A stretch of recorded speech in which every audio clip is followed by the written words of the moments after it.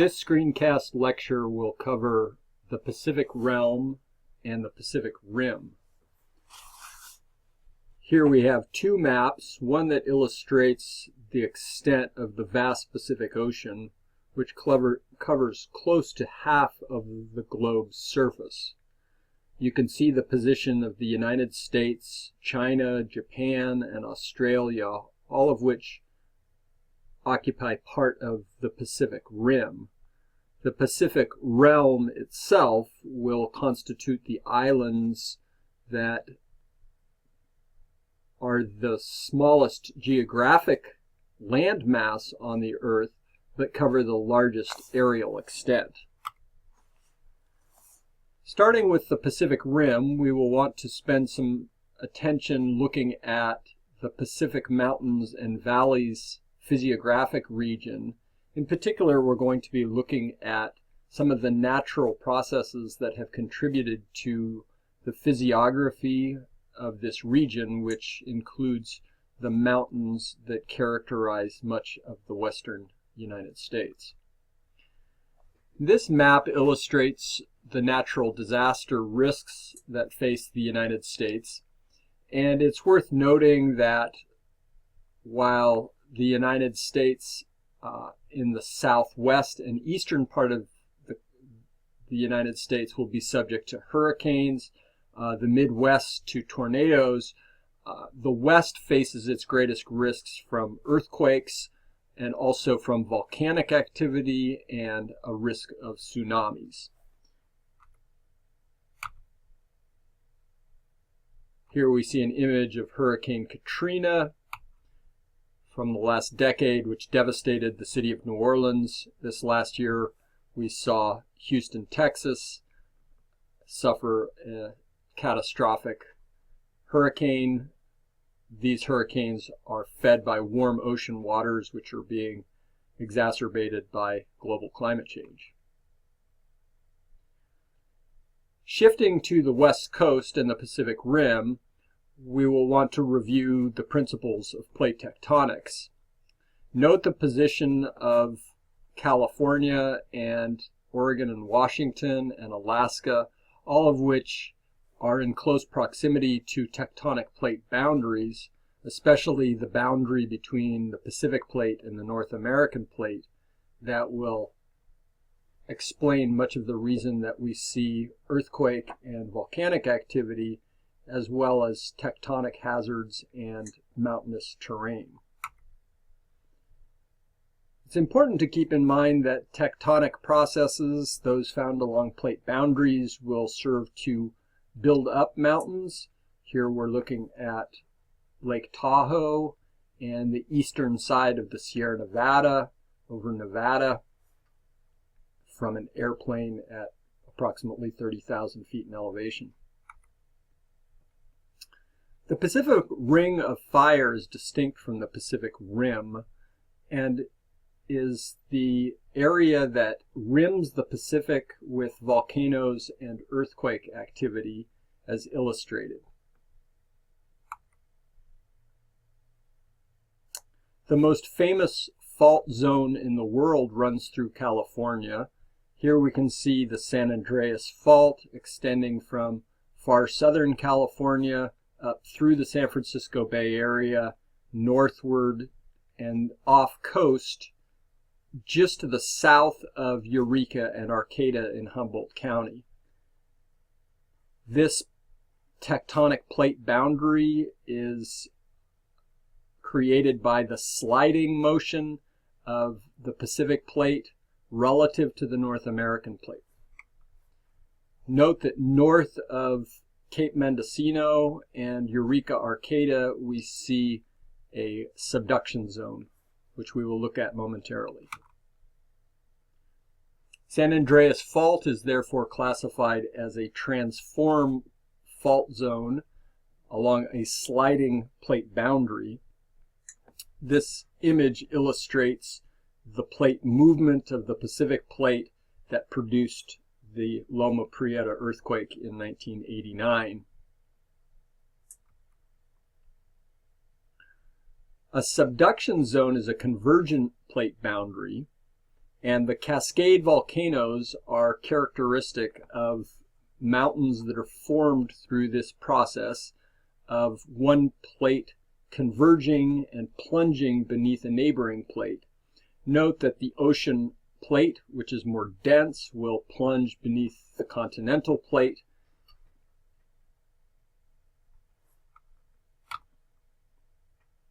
This results in the great mountains of the Cascades, most of which are classified as stratovolcanoes, such as Mount Shasta. Subduction zones also produce the greatest tsunami risk and the greatest potential for megaquakes, those quakes that are greater than 9.0 in magnitude on the Richter scale.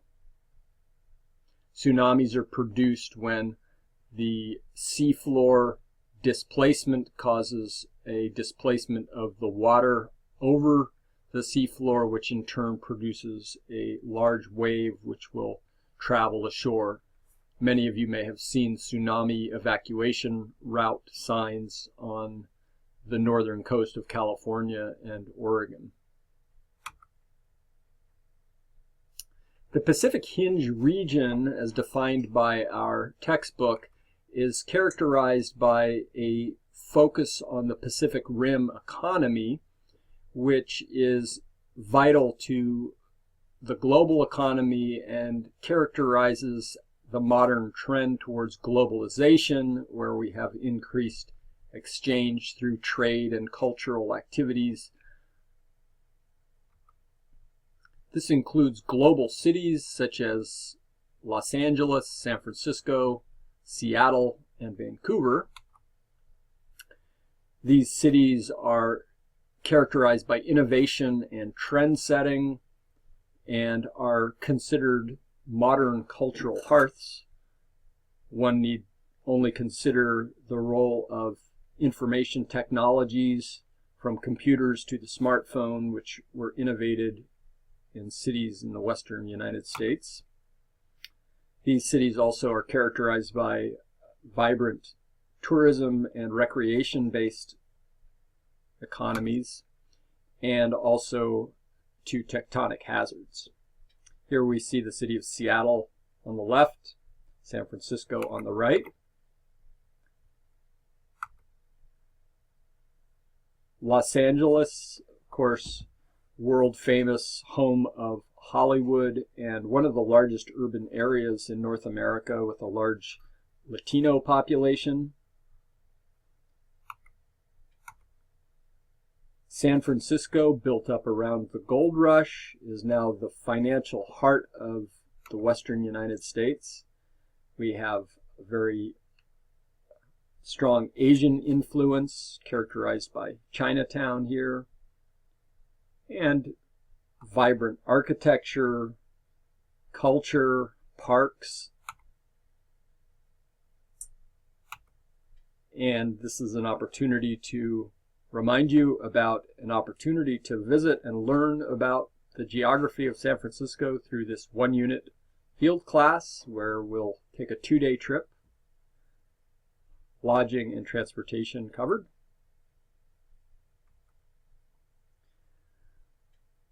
So now we'll shift gears into the Pacific Realm. This is a separate chapter in your textbook, which you'll want to read. And there are some unique things that characterize the Pacific Realm. Many of us may think about the tropical beaches, palm trees swaying in the wind, wide open ocean seas, and mild tropical climates. We'll see that this realm is divided into three regions, those being Polynesia, Micronesia, and Melanesia. The prefixes of those words, poly means many, indicating the many different islands, note Hawaii included, and extending all the way to New Zealand, although New Zealand actually will be included and treated with Australia later in the course. Micronesia refers to small. These are the smallest of the islands, and you can see some of the island nations that comprise Micronesia, including the Federated States of Micronesia. Melanesia, this is referring to the dark complexion of the people who live in this region, extending all the way to Fiji. These people are more closely related to the peoples of New Guinea and have more similarities than to the Polynesians. The boundaries of these island nations are in part defined by worldwide maritime laws that define a territorial sea, effectively an international border at the 12-mile limit point beyond the coastline. So you can see, for example, the 12 that we're going to basically create buffers around these coastal areas. Actually, these are indicating the 200-mile exclusive economic zone. So within these white areas, the country whose coast it is next to would have exclusive rights to mining and fishing and other economic activities. We're going to take a focused look at Hawaii, our tropical Pacific state, which of course is situated in the heart of the Pacific Ocean. Honolulu is very much of a primate city. Nearly 2/3 of the state of Hawaii lives in the capital city of Honolulu.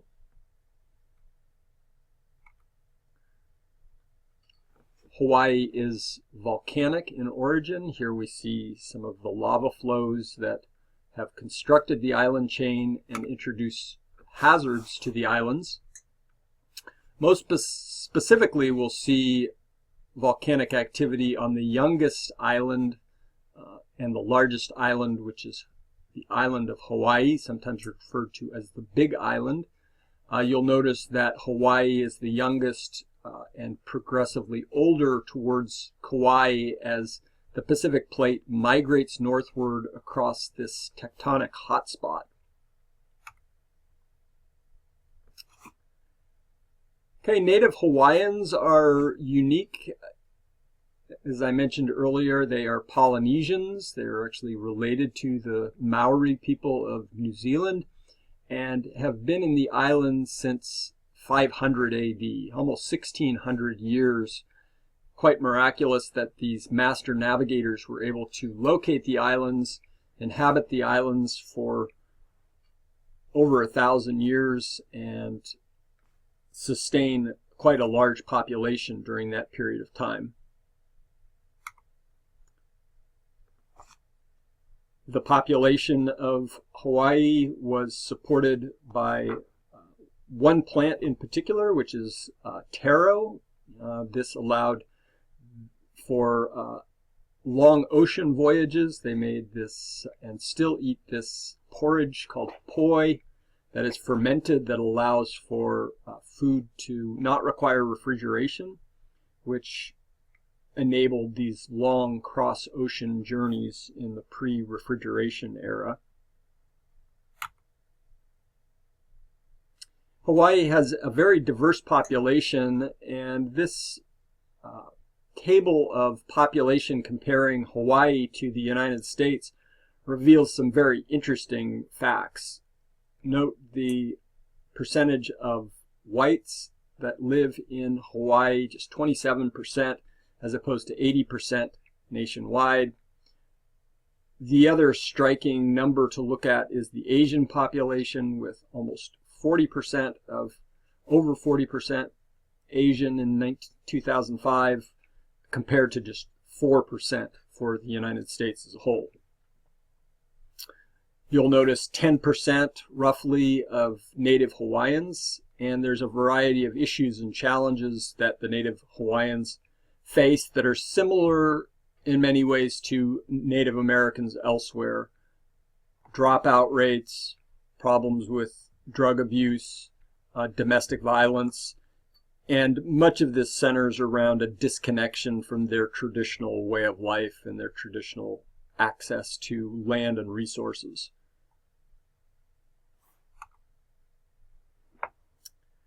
a quote from Queen Liliuokalani, who was the reigning monarch of the islands in 1898 when the United States imprisoned her and took Hawaii as a territory. It gained statehood in 1960, and one of the sources of tension and unresolved issues was this illegal acquisition of the islands by the United States from the native Hawaiians.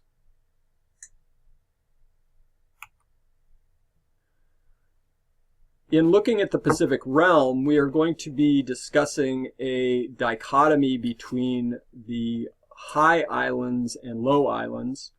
Hawaii is characteristic of high islands. These are higher elevation islands, volcanic in origin, generally have good access to water and soils with diverse agriculture and support larger populations.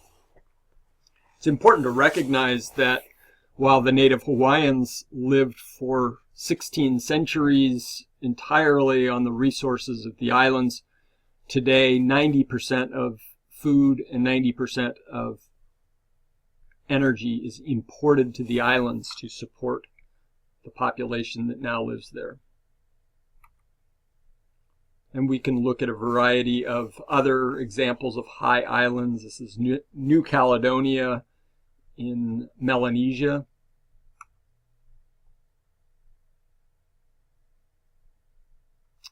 By contrast, low islands are going to be composed primarily of coral. These constitute the majority of the Pacific Realm's islands. These are generally quite low in elevation and support low populations. The way that these low islands develop is that once volcanic activity ceases, the coral reefs that have developed around the perimeter of an island will remain in place and will act as an anchor for soil and trees, while the main body of the island will eventually weather away below the surface of the ocean, ultimately leading to an atoll, an example of a low island.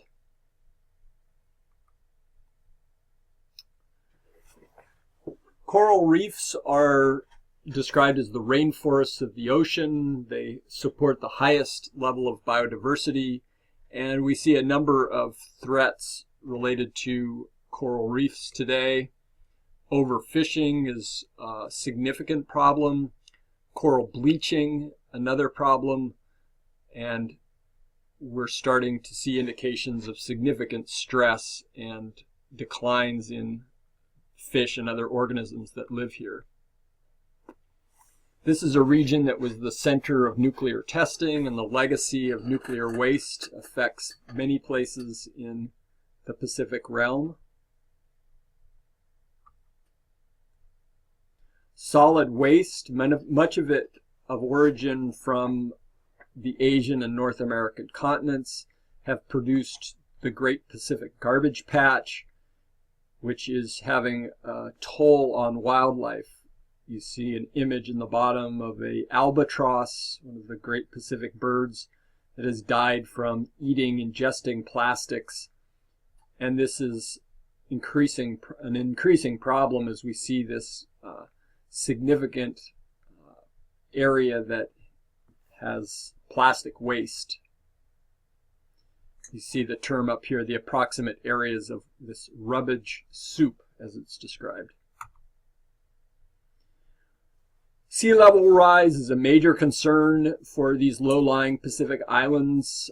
We have several countries. Kiribati is one in which islands are disappearing, and they're beginning to make plans to move their populations off these islands.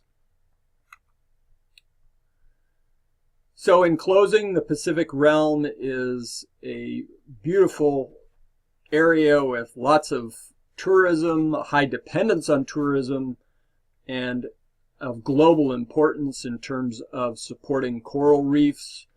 And there are some significant challenges that they face as well. And being on the Pacific Rim, with the economies of North America and Asia at either side, we see a number of significant challenges, but also opportunities as we move forward.